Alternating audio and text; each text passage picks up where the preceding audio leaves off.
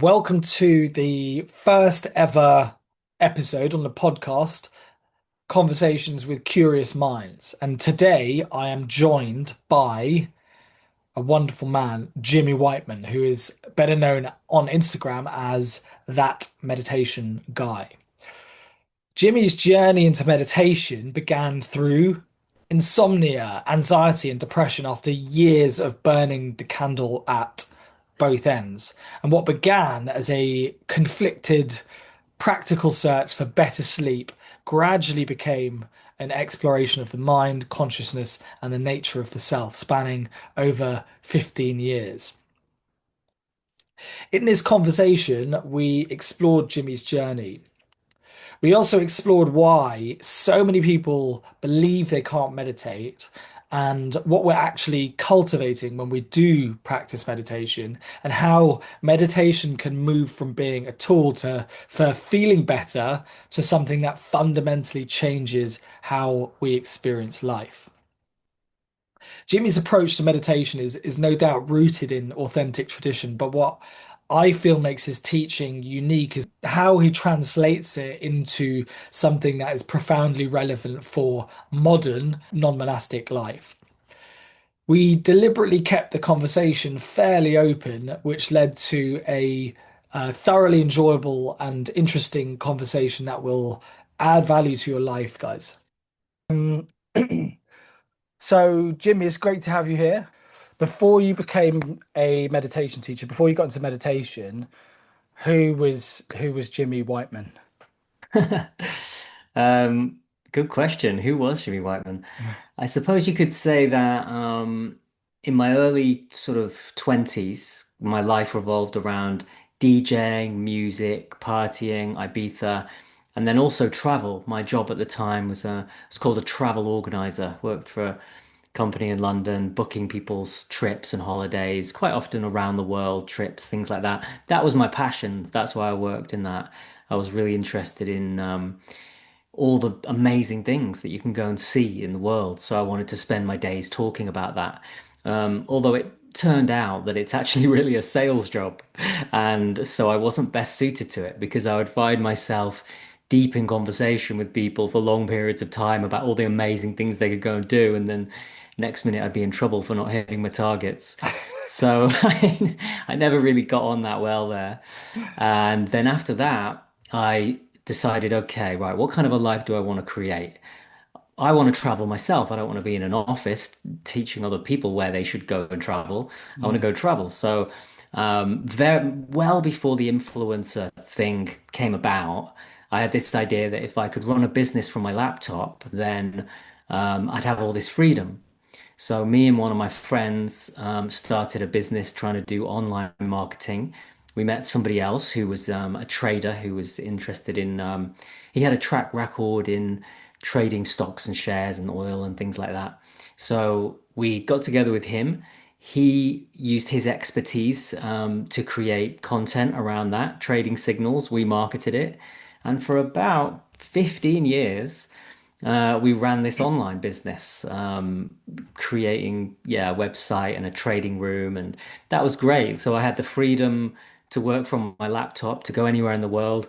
I was convinced that the secret to happiness was having this freedom and having all these experiences. And I soon came to realize that just wasn't the case. No matter where I went in the world, I still seemed to take this Jimmy character and all of his various problems and stresses and dysfunctions with him.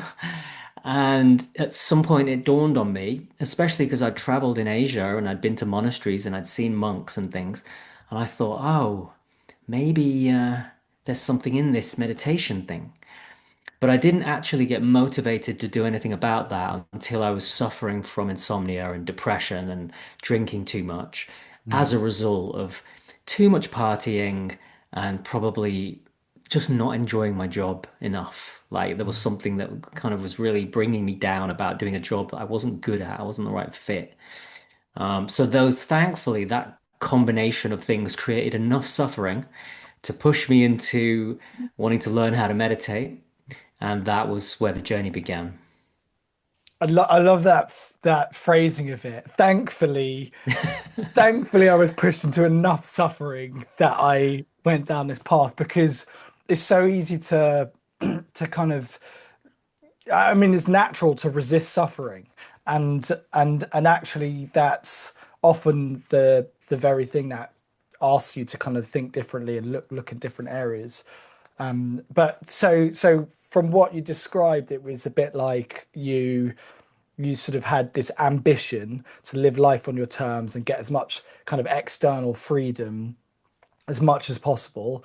But despite climbing the mountain of ambition, you got to the top of it and just thought, oh, I've still got all of these issues that are going on that it's so you were sort of solving those problems through partying and alcohol, and it kind of all led you to just as much suffering, if not more suffering, with the insomnia, and then that kind of led you to sort of head in towards the meditation realm. Is that how you sort of came to it, or was it through?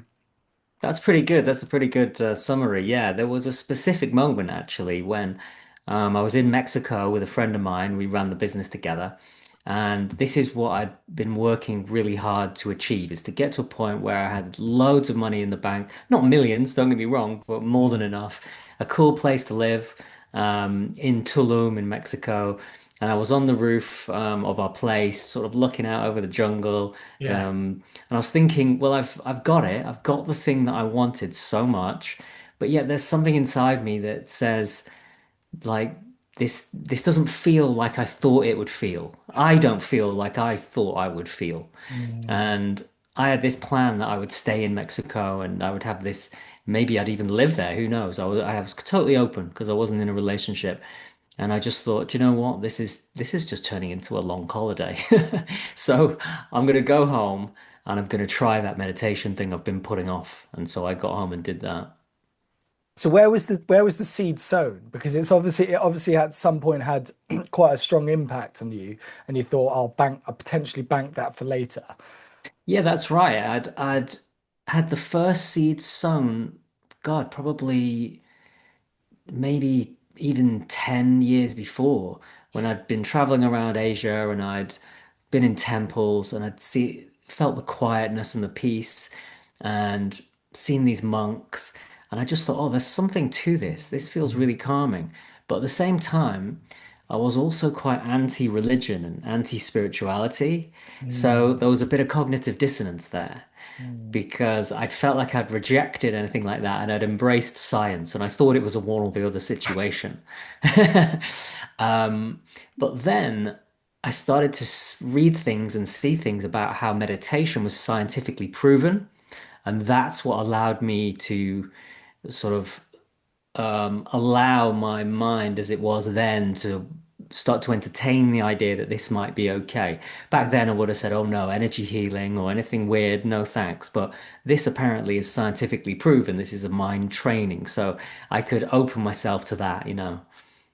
It's so interesting that you kind of yeah, it was validated through science, and for I think for a lot of people, certainly for a lot of doctors, we kind of grow up with this we're kind of inculcated with this belief that science is God basically. It's if it's not evidence based, it doesn't work. It doesn't exist.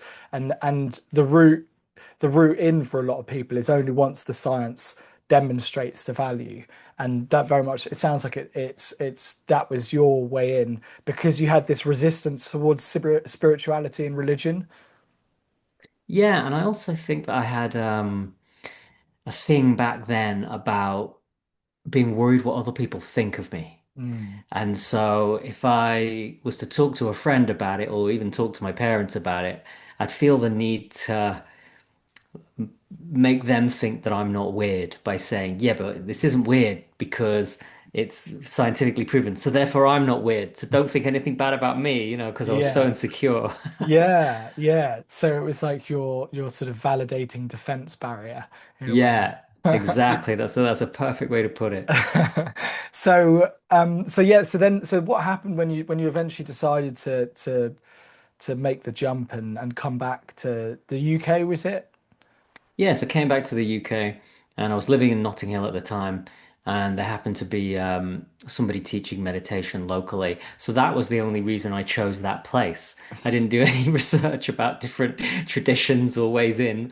I Yeah, just thought, well, where's the closest place? I'll go there, I'll try it out. yeah. And there was somebody teaching Vedic meditation, which is, you could say, another name for transcendental meditation. Okay. And yeah, she taught it over four 2-hour sessions over Mm, 4 days. You just go into a center, and she gave me a mantra, which is a soothing sound with a vibrational quality. mhm. Taught me and the other people in the group how to hold that in my mind in a way that was effortless. And it just had this incredible effect on my mind and body. I have to admit, on the first session, when you do this kind of thing, there's something called a puja ceremony, which is not weird to me now, but it's like you probably know what it is, right? It's like a short spiritual ceremony with some lighting of fires and a bit of singing. And Mm. I was warned that this would Bit of, happen, bit of but that yeah. around your head with a candle. And I just thought, oh no, I'm in the wrong place. But Mm. I'm here now. I've paid the money. There's no refunds. Let's go. And thankfully, I was open-minded enough just to be cool with that. Don't Yeah. find that weird at all now. I've seen it so many times, Yeah. but You do them um, yourself now on other people. yeah. But then, yeah, once we got down to the technique, it was incredible. Yeah. Now this isn't a great endorsement for it, but I remember even in the first session, I started falling asleep in the Mm, room while we were doing the meditation, which of course most people would think is a hindrance, and I even consider it a hindrance now. But at the mm. time, I just thought, oh my God, this is what I need. I haven't hardly been able to Yeah. sleep in the last Yeah. 2 years or whatever, and now I'll be able to do this, and I'll be able to find enough relaxation to even Mm. doze off. So that was a Wow. big thing. Yeah, like it started working instantly on the nervous system. So when you say you were suffering from insomnia, like how extreme was it for you? Because it sounds like quite extreme if this, just the induction of sleep was such a big deal for you. I would go to bed at any time between 9 and 11, and then I would fall asleep around 3-ish. Mm. Oh And my. so I started to dread going to bed. Mm. And it just became this horrible thing. And then I'd wake up in the morning feeling kind of drowsy, so I'd sleep in late. So my day would, thankfully, I had my own schedule. So Mm. working on the laptop. So that was cool, and that I didn't have to go to an office when I was that tired. But it just meant that my day kind of got this late start, and everything felt a little bit sort of rushed. And I felt like I was kind of wasting my life a bit because I was having to catch up on sleep, and then I was lying there ruminating all night. So yeah, something had to change. And so, and how long was it going on for before this? And because you mentioned there was anxiety, there was insomnia. What where how sort of severe was it that it was getting? I'd say that built up probably over 10 years. Mm, 10 years of drinking too much, partying too much, struggling in work that I didn't really enjoy, and generally just feeling like a bit of a failure in life. I think that's what it mm, was. And then even when I started this online business, that felt really good because even though it wasn't a niche that I was interested in, it felt like, oh, I'm creating my own freedom and I work with a friend and one day I'm going to go to Mexico and it's all going to be great. So there was quite a few years of struggle trying to make money to go and do something really cool with my life. mm, But a lot of that time was spent obsessing about money and mm, obsessing about trying to get this thing off the ground and trying to make it become something and mm, fearing that it was going to fail. And in order to deal with all of that, I would mostly just drink in order to avoid feeling my feelings. And then, of mm, course, the insomnia crept in over time. So there was mm, always this general sense of uneasiness. Like, mm, am I ever gonna become something? I thought it was so important that at some point I would become a success in quotes, and other people would look at me and say, "Oh, he's successful," and I couldn't see that this was something that was causing me pain. I just thought that's how the world is. I am a loser now and I need to become something else and Mm. then I can be happy. There was always this in the background. Yeah. Yeah, wow. So quite kind of dark moments over the years at times, and then suddenly you sort of make this bold decision to do things differently, and you walk straight in and you do this mantra meditation, and suddenly instead of taking, you know, uh, what's my maths? 5, 6 hours to normally fall asleep, you suddenly feel yourself nervous system regulation dropping into this state of like sleepiness, which must have been amazing. After the course was done, I went home and went to bed at 9 p.m. And then I woke up the next day at 11 a.m. and I'd had this really long, really deep, rejuvenating sleep. And I just woke up feeling like $1 million. And I thought, wow, that's it. And so then I was sleeping normally from then on. I didn't need any sleeping aids. Like I used to listen to things while I was going to bed, and that kind of helped a little bit. But I would just go to bed, and within half an hour I'd be asleep. And it was just a new world, really. And it wasn't just that as well. I also noticed that I had a bunch of beers in the fridge, and I thought, oh, you know what? Maybe not tonight. And then the next night, oh, maybe not tonight either. I feel pretty good. And so, without even trying, the alcohol started dropping off. And also, I noticed around that time there were some issues at work. I remember there was something about a PayPal ban. We used to use PayPal, and they slapped some restriction on us, and it was costing us money. And I would have freaked out about that. But I remember thinking, huh, I got this big problem, and I'm not freaking out. And that's unusual for me. So I started to notice all these changing changes, and I was only meditating then 20 minutes twice a day, once in the morning, once in the afternoon, but I stuck to it religiously. And I also made some changes that they recommended. So I cut caffeine out, so that was helping with the nervous system.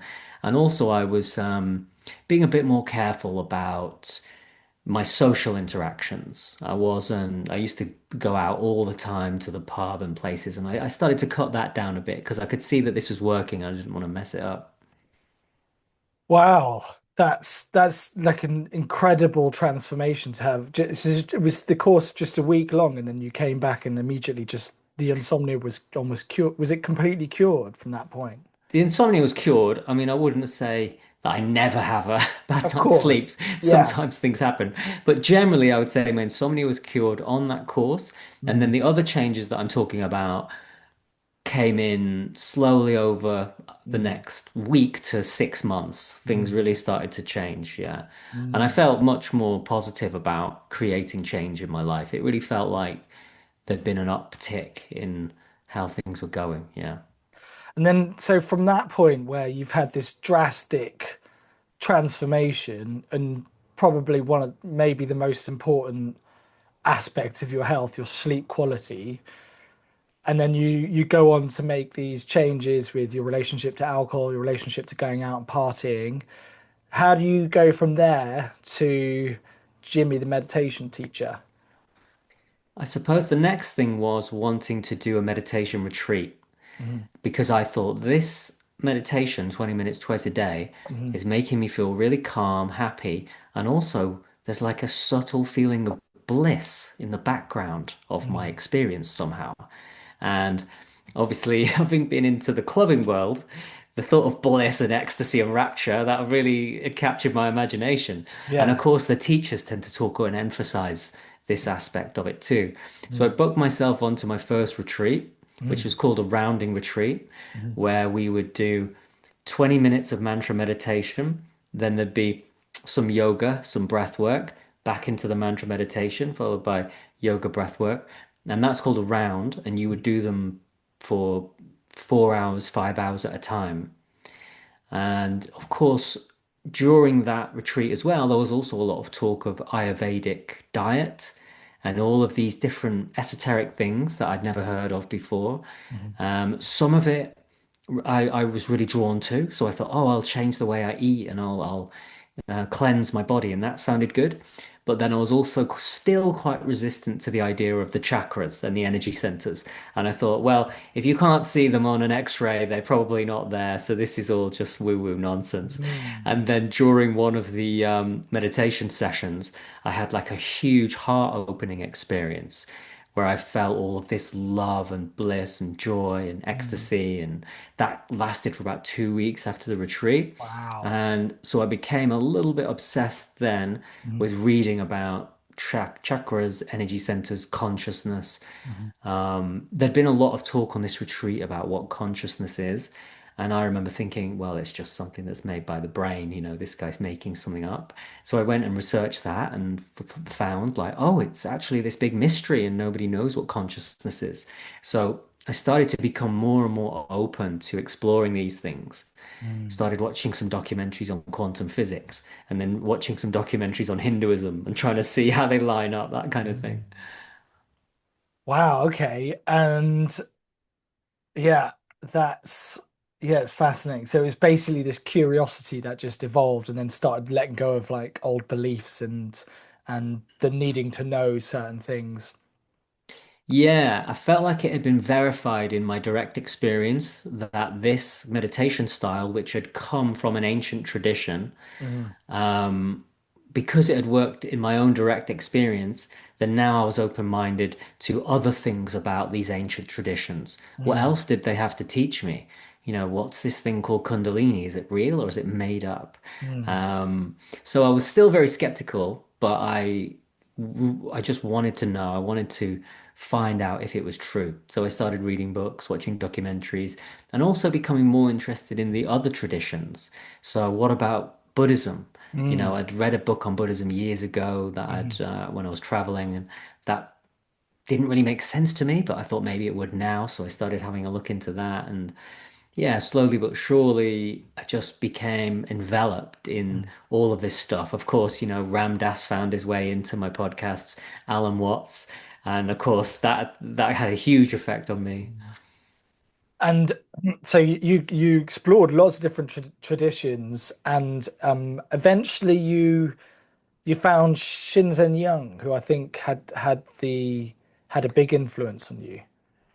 That's right. I read The Science of Enlightenment by Mm, Shinzen Young, and the mm, big switch that happened mm, was that while reading that book, I thought, hang on a minute, this guy is talking about enlightenment and awakening as if it's something that could actually happen to me. mm, Whereas up to that point, enlightenment had always seemed to be something that happened to the guru mm, who had handed down these techniques and this knowledge. And mhm, it all seemed like kind of foreign to me and mm, esoteric. And I was just happy that I was getting some stress relief and some better sleep. And it didn't occur to me that there might be more to it for me. Like I might experience some of these things. mm. I just wanted to get through life and have fun and maybe make a bit of money. Yeah. Never occurred to me that enlightenment, awakening, these might be on the radar of an ordinary person. So when I read The Science of Enlightenment and he started saying in very simple terms things like, you probably feel like you have a self inside you. You might not have thought in those terms, but if somebody asked you if you have a self, you'd say yes.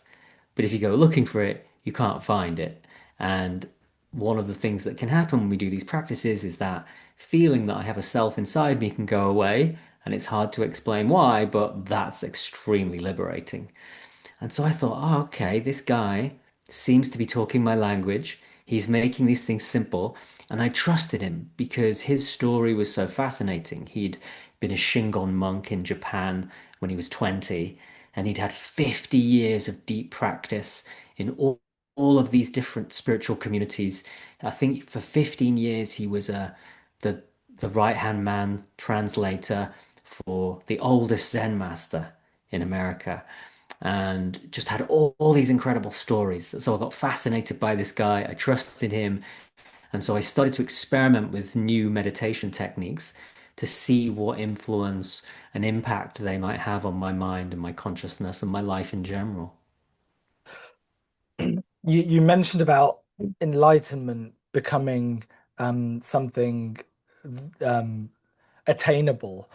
for a lot of people, when you have a conversation, you mention enlightenment, it immediately kind of almost causes a recoil in people. So what would you say enlightenment is, and how did it suddenly become something that could be attainable for you? Um, well, I think it wasn't so much that it was attainable. It's more that Shinzen made it a very low bar for enlightenment. He Okay. didn't make it this incredible thing that's going to turn you into a superhero. Yeah. He just said if you do these practices, it will slowly change the operating system of the mind in Mm, such a way that you will gradually move towards a different way of experiencing the world. mm, And that way of experiencing the world is more enlightened than where you are now. And okay. it's softening that rigid sense of self. It's breaking down the identification there's like an unconscious identification with the mind and also the story that the mind creates about me, my past, my future, what I can do, what I can't do, how I'm limited. All that starts to be brought into the light and seen. Mm, And so this is an aspect of enlightenment. Lots of people use the word enlightenment and awakening in very, very different ways. And so that's why it can be confusing because one teacher's enlightenment doesn't match another teacher's enlightenment. mm, So that's why, for me, for a long time, I was really confused listening to all these spiritual teachers because one was saying that they had a big mind-blowing experience and became God, and the other one was saying, well, my sense of self just disappeared.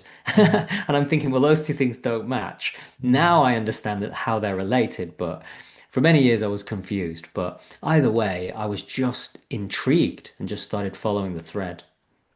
So are they describing different things that occur on a spectrum of enlightenment? Is that where the different experiences that occur on a spectrum of enlightenment? Is that kind of where the the the differences arise?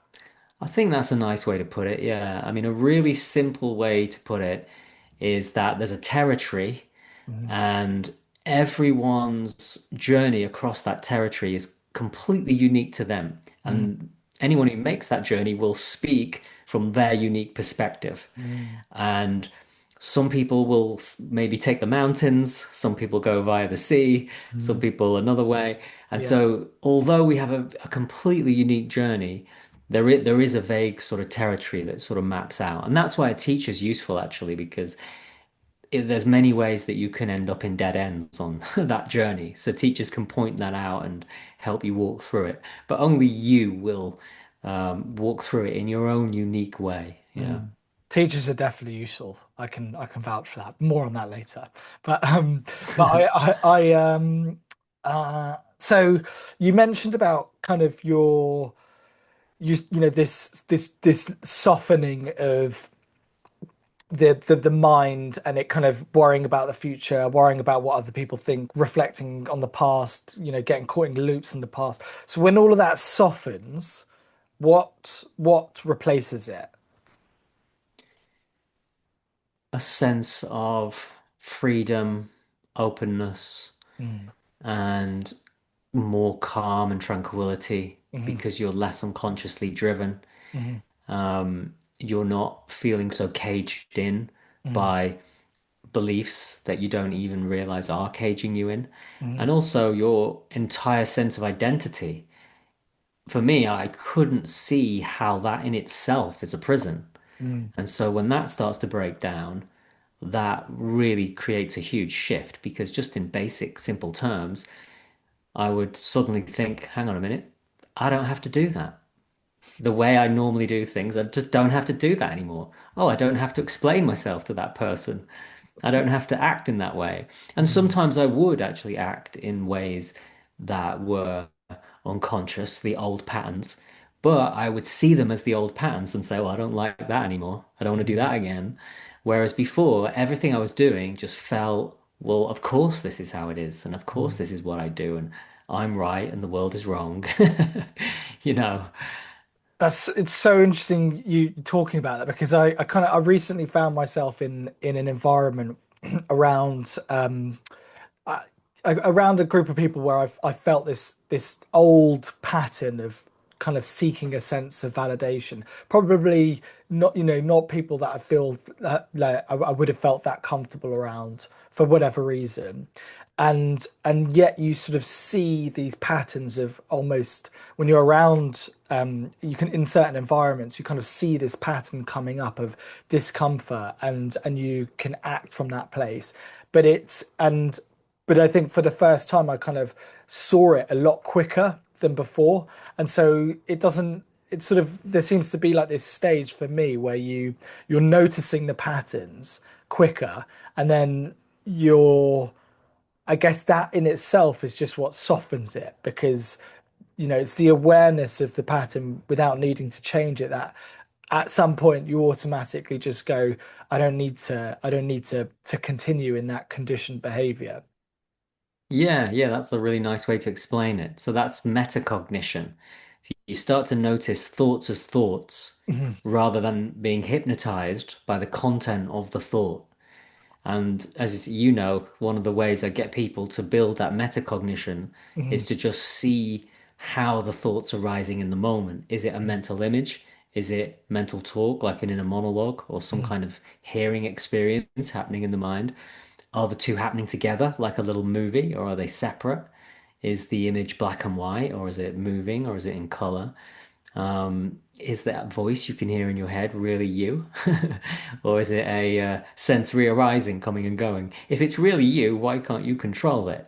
So you could start to help people unpick all of this phenomena that was arising unconsciously. When you look at it really closely, it's like, oh, okay. So I can hear that voice in my mind without speaking it out my mouth. I have a choice. Sometimes I will speak it because it feels true and important. Sometimes I will just let it go and think, huh, where did that come from? mhm. Sometimes I'll see an image in my mind which might drive me in an unconscious way. So I had an argument once with somebody years ago, and in my mind, I saw a picture of a kid who used to bully me at school. If I hadn't seen that image, I might have felt the emotions and attached them to the person I was having the argument with. But because I saw this picture of this kid who used to bully me, and then I realized, oh, my mind's making a connection between this conflict and something I felt when I was scared when I was a child. I don't Wow. have to listen to that now. And Wow. also, the emotions arising. Wow. In the past, I would have felt scared about the emotions and wanted Mm, to hide away from them or mm, do something to push them away. But mm, now I can just feel them directly and allow them to be there without having to react to them. mm. So that was like a vivid experience. Well, a vivid image of you essentially react. We all do this, right? We react to the present. A lot of us do this. Most of us do this. Who we react to the present moment based on our past experiences, and that's exactly what was playing out there. Is there was a connection between that boy and the current moment, and so it brought up these emotions. And because of the practice, you were able to bring awareness to it, and therefore not react in the same way that you might have done in the past. Yeah, exactly. And what was really cool about that one was I've been doing a lot of this practice of looking at thoughts and feeling emotions in the body directly and looking at how the inner system of mental image, mental talk, and body emotion, how they arise and tangle up together. So Mm, I've been doing this in a formal practice. But in this moment, during this conflict, it was as if I didn't have to intentionally bring in a practice while the conflict was happening. I mm, just saw it. And mm. so it was as if the training paid off in the moment. Much like if you train to do a sport and then you get Yeah, on the field and then you could just do it yeah, naturally. The yeah. meditation had had that effect in the Mm. moment when I needed it. Amazing, amazing. That was ready for match practice, and yeah, was it? I was going to say, was it with a relative by any chance? Yeah, yeah, pretty much. Um, Nice. Okay, so a common barrier to people getting into meditation practice. So regular you know comments will be, oh, I can't meditate. I tried it once. I sat down. I just can't do it. I'm not ready for meditation. And I presume there's various reasons why people say that. It might be busy mind, it might be agitation. But what, in your experience, is meditation for everyone, and for those kind of common challenges that people have at the beginning of their meditation practice? How would you kind of coach people through those challenges? What I've learned from teaching a lot of people is that different things work for different people at different times. So I had somebody come to me who was not really interested in meditation, Mhm, but they'd had a burnout, stress problem at work. They were signed off work mhm, and they had no interest in meditation, but they really needed some practice that was going to help them. mhm, So in that case, we just focused purely on something that would down-regulate the nervous system and quiet the mind. So funnily enough, I taught them the mantra meditation that we talked about earlier mhm, that solved my insomnia problem because that person also had an insomnia issue. And mhm, that worked really well, really quickly. And that was it. I taught him that and he was off to the races. He could just do it himself. And it was only a short number of sessions that we needed to do. But other people come to me and they'll say, I'm interested in meditation for insight, but every time I try and do it, I can't get into it for this reason or that reason. So we'll just find a way in. Is it working with the body? Is it looking directly at the thoughts? What works for that person? And then usually the only reason why people think it doesn't work for them is because they have an idea in their mind of how it should be, mhm, and then what happens doesn't match that. So they think I should be still, calm, tranquil, with an empty mind, mhm, but that never really happens. It's loads of thoughts, aches and pains, distractions.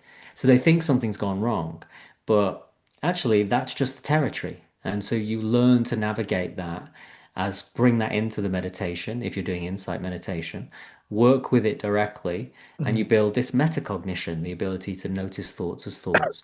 So there's the obstacles can actually help you. mhm. It's just that when you start out, you might not get the thing you initially want, which is to have a blank mind and a completely calm nervous system. There may be some working through what's coming up and getting used to the distractions and finding your personal way. And sometimes it might not be fun, a bit like when you go to the gym. You know, you have to feel a little bit of pain and discomfort, but that's what builds the fitness. The same Mm. can be true of meditation. So once it's framed in the right way, as things aren't going wrong, and this is all good stuff, then people get on with it much better. Cool. So it's expectations management, and then kind of using, presumably it's the resistance that stops people from continuing, and then it's, I guess, working with the resistance that helps people navigate that initial challenge. Yeah, yeah. A lot of people have a thought that says this isn't working, Mhm, and then they unconsciously believe that thought, and mhm, then the whole thing's done.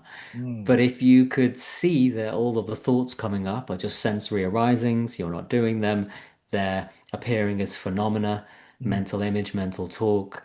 If you look at that even closely enough, you'll see it's just arising, passing, arising, passing. mhm, Um, I give people different ways to sort of zoom in on that.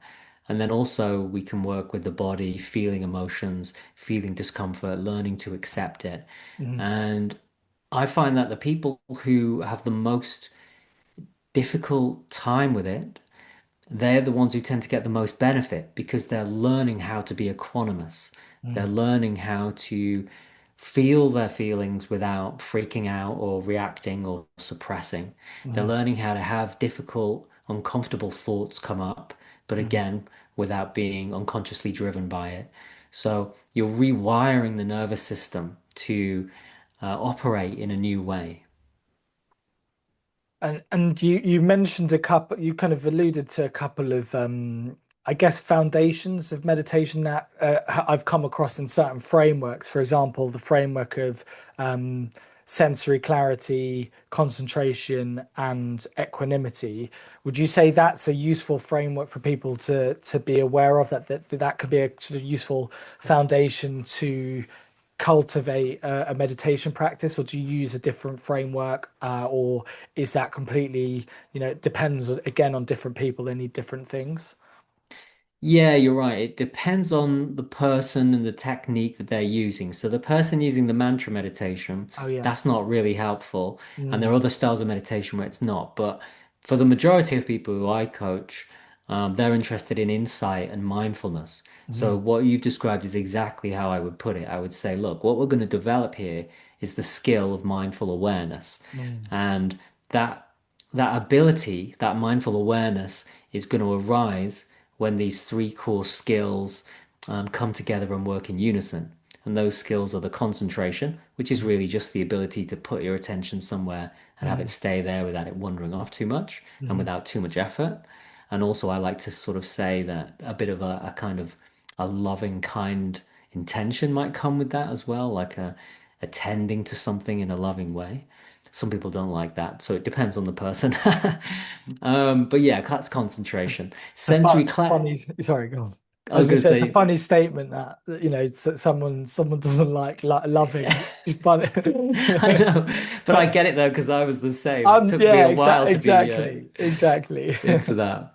So yeah, concentration is that. Then sensory clarity is the ability to notice details about your experience. Mm, You might say I'm anxious, but what does that mean? Oh, well, mm, I've got this feeling in the stomach, a pressure in the chest, my mm, thoughts are racing, there's a kind of jittery feeling. Oh, so that's what anxiety is. mm, So your sensory clarity is to break it up. That's also when I talk about thoughts. If you've got good sensory clarity, you won't think thoughts, you'll see, oh, mental image, mental talk, that kind of thing. So mm, your sensory clarity is noticing details, untangling the strands of experience in real time. And then equanimity is the ability to not be pushed or pulled by inner forces. You can think of that as a third magical option between suppressing and reacting. So with equanimity, it's not that you pretend you don't feel the anger, for example. It's that you feel it fully and it's fully expressed internally, but you have a choice about whether you voice it or whether you don't. It's handled internally. mm, So when those three things, concentration, sensory clarity, equanimity, come together, they create mindful awareness.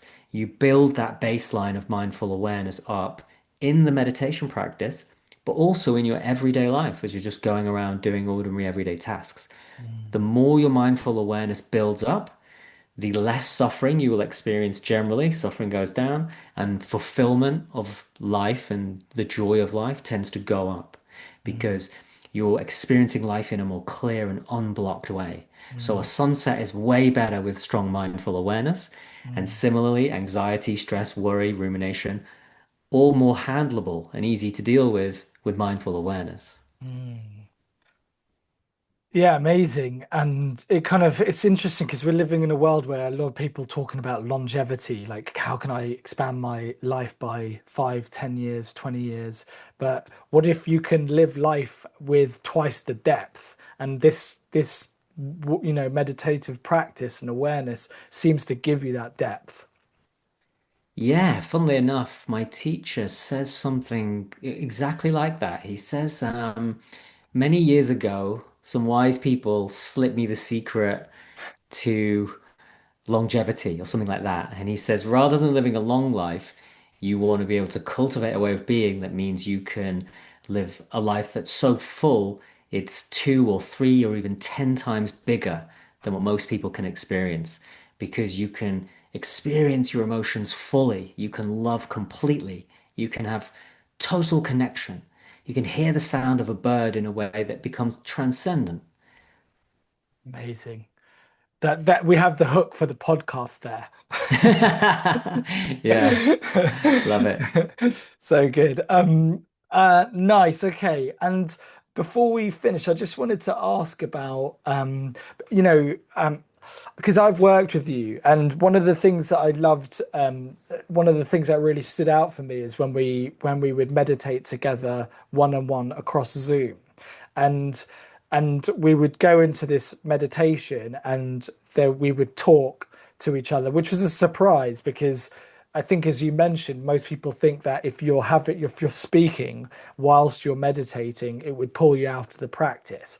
But what it enabled me to do is to kind of share where I am, and then get a bit of mentoring guidance about how to navigate the experience in a way that might give me more insight, or enhance, give, help me work through a difficult emotion or a feeling. So to take us into your experience of that as a meditation teacher, what's going on from your side of things, and yeah, tell us a little bit more about that, because that was a surprise for me, and it was one of my favorite things about working with you. Yeah, that's one of the things I love most about doing this is that we could be meditating together. It's not that you're meditating and I'm feeding you instructions. I'm meditating with you and we're connected. And Mm, I'll say, I'll of course give you some instructions and guide you into it. And then there'll be some silence. And then I'll say, okay, tell me what's coming up for you. And then you can voice that. And then I'm in your world now. And then in the moment, I can feed you some instructions that are really exact for what's happening for you right in the moment, which is very different to when I teach a group. Because if I'm giving a guided meditation to a group of people, they're all having unique experiences. So I throw out lots of different pointers and mm, just hope some of them land with some people mm, and that they are useful.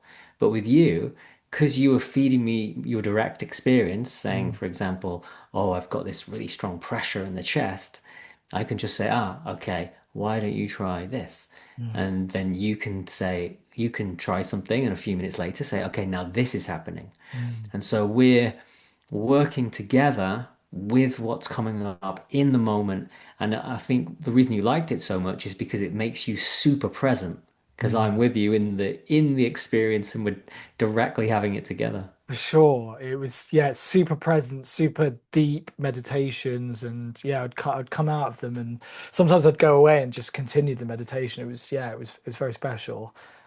And did you find that a half an hour meditation like that felt like 5 minutes? Yeah, it went very quickly. It went very quickly, and it would last as well. It would definitely really influence, because we'd meditate at this time, in fact. So it would, yeah, it would definitely make for a good afternoon and evening. Yeah, because you got another person's conscious attention Mm, with you in that moment. So mm, I've just come back from a retreat where I mm, was working, where we sit people in across from each other like that, and they make eye contact and they meditate on the question, "Who am I?" mm, Now, you can go off and do that. There's no problem, and people have been doing that for mm, thousands of years. But there's something about putting people across from each other, making eye contact, having them do the practice together. It seems to put the whole thing on steroids. So I mm, do that in the coaching over Zoom, but also, I help facilitate retreats where people do that together. And it's a real revelation. It's not that well known about in this world, but I've seen people have the most incredible breakthroughs mm, working with another person where you've got two powerful intentions together, two people with consciousness sort of merging together, keeping each other completely locked in, present, awake, alive, vulnerable as well. mm, Yeah, so it's all good stuff, and I just wish more people knew about it. mm, mm. And so that, I think, before I think we've come to, yeah, it's 12:20. So I wanted to ask you a slightly unusual question, because I think as a meditation teacher, and as someone who as a student or as a listener, you can have a projected image of teachers. And so I wanted to ask you, what would you say the least Zen thing about you is? I probably have a million. I could probably talk about that all day. Yeah. The least Zen thing about me. I'm just a pretty ordinary person, really. Mm. It's most of the day when I'm not teaching meditation or meditating myself, I'm Yeah. just walking the dog or I'm eating pizza. or there are some there are some like little addictions that I just refuse to give up. So like I eat way too much chocolate, and I just think, you know what, you've got to have some vices. Yeah. You can't be too good. Yeah. And of course, beyond that, I'm certainly not some kind of perfect person. There can be times when I'm in a bad mood. There can be Yeah. times when I can be reactive. It's Mm. not about being perfect, all of this. Mm. But it certainly is a completely different life and a different operating system to how things were before, you know. Mm. Mm. So, yeah, I can certainly honestly say to anybody that I do generally walk around in life with a deep sense of joy, fulfillment, and happiness. Mm. And if I can pass that on to other people, then I'll do everything I can to make that happen. And my teacher actually emphasized that that was sort of the point of this. You don't liberate yourself just so that you can be happy. The idea is to then take it and pass it around as much as possible. Mm. And so what so if people wanted to get a bit more to learn more about what you're sharing and where can they find you and how can they work with you? Sure. My website is delvedeep.com and there's Mm. info on there. And the only social media platform I'm really active on is Instagram, Mm. where you can find me as that meditation guy. Mm. Awesome. And just to finish things off, I've really I knew we'd have a great conversation because yeah, you're just great. Yeah, love your kind of demeanor and just how relaxed and easygoing and human you are because sometimes you can come across people who they almost seem on a pedestal. They seem very separate to you, but you the way you are and the way you speak about meditation and all of your insights is very accessible and grounded and palatable for the people that are in an urban jungle trying to navigate like the challenges of life. So yeah, thanks, Jimmy. And the final question I just want to ask you is for the listener to take away is what is one simple thing that you'd invite someone listening to practice today? I would say try to notice your thoughts as thoughts and not as some kind of ultimate truth. So if somebody at work annoys you and you think, oh, I hate that guy, he's always blah, blah, blah, blah, blah, blah, blah, notice that that's a thought. And then another thought will come in and say, yeah, but that's actually true though. And notice that that's also a thought. And it's like a hall of mirrors. Mm, And it can be extremely freeing to start to see that the thoughts are arising on their own and they're all conditioned. Mental mm. images, mental talk, sometimes the two together. And don't allow yourself to be driven by those thoughts. Amazing. Hopefully you will have prevented one violent attack through that. At least one violent Yeah. attack through that piece of advice. Um, awesome, Jimmy. Thanks a lot. And yeah, I look forward to catching up again soon.